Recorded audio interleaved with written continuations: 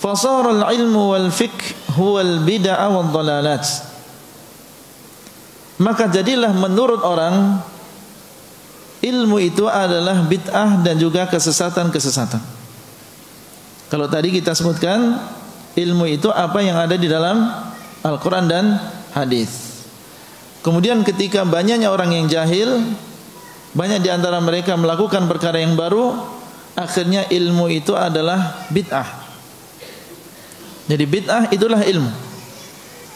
Sesuatu yang sesat itulah ilmu.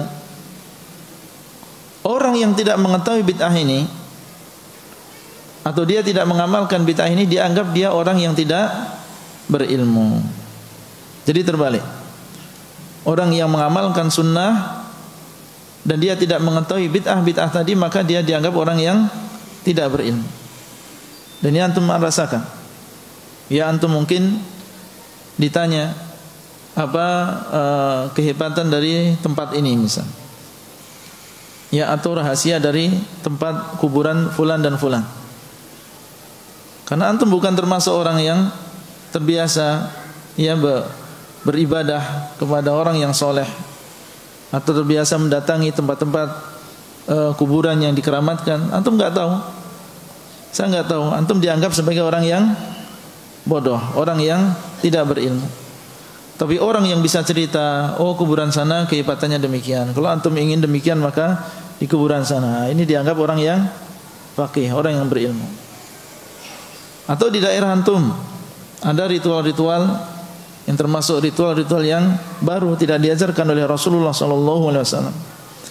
Karena antum tidak terbiasa, ketika disuruh untuk memimpin, antum nggak bisa. Ya, disuruh untuk memimpin ritualnya, antum tidak bisa. Meskipun antum sudah mondok, ya 6 tahun, atau mungkin sudah kuliah, kalau antum tidak mengetahui perkara ini, maka antum dianggap orang yang tidak berilmu. Meskipun antum sudah hafal Quran, sudah menghafal hadis yang banyak, sudah belajar pada para ulama, ya. Tetapi kalau antum tahu perkara-perkara tadi, ya, meskipun antum belum pernah mondok, antum dianggap orang yang alim. Jadi terbalik perkaranya. Makanya Syekh mengatakan fasaral ilmu wal fiqhu huwal bid'ah wad dhalalat. Jadilah ilmu dan juga fikih, ya, itu adalah bid'ah dan juga kesesatan. Itulah ilmu menurut sebagian manusia. Ya, orang yang tidak tahu maka dia bukan orang yang berilmu. Wa khiyaru ma indahum labsul haqqi bil batil. Sebaik-baik yang mereka miliki adalah mencampur antara kebenaran dengan kebatilan, untuk supaya bid'ah ini laku di hadapan manusia dan dipakai oleh mereka, maka mereka campur kebenaran dengan kebatilan. Dan inilah yang dimaksud dengan syubhat. Sehingga sebagian ya memandang ini adalah sesuatu yang benar karena dilihat dari satu sisi, padahal dilihat dari sisi yang lain ini adalah sebuah kebatilan. Ya, di sana ada ritual untuk melakukan mengingat Allah secara bersama-sama.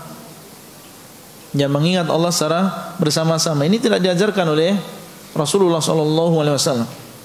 Yang dipimpin oleh satu orang, ya, membaca takbir 100 kali, akhirnya semuanya membaca takbir 100 kali, tahlil 100 kali dan seterusnya. Kemudian sebagian mencampur, asalnya adalah kebenaran dicampur dengan kebatilan.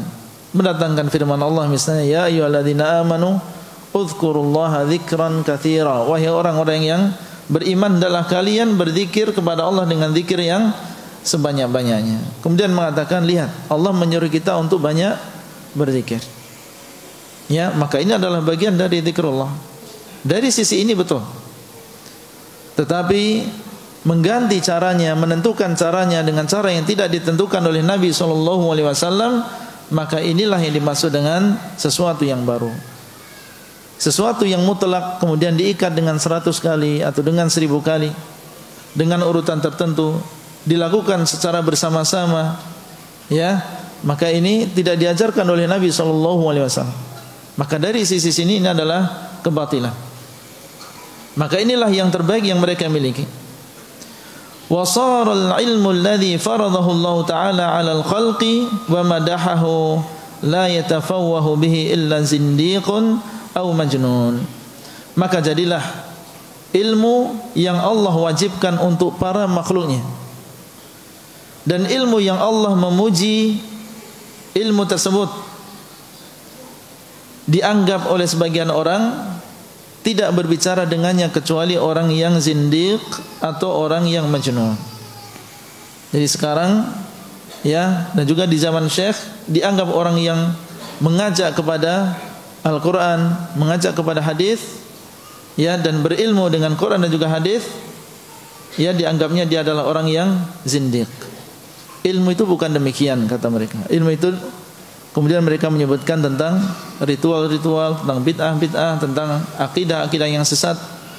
Adapun orang yang mengajak kepada Quran dan hadis dengan pemahaman para sahabat, maka dianggap ini adalah seorang yang zindiq, atau dia dianggap sebagai orang yang gila.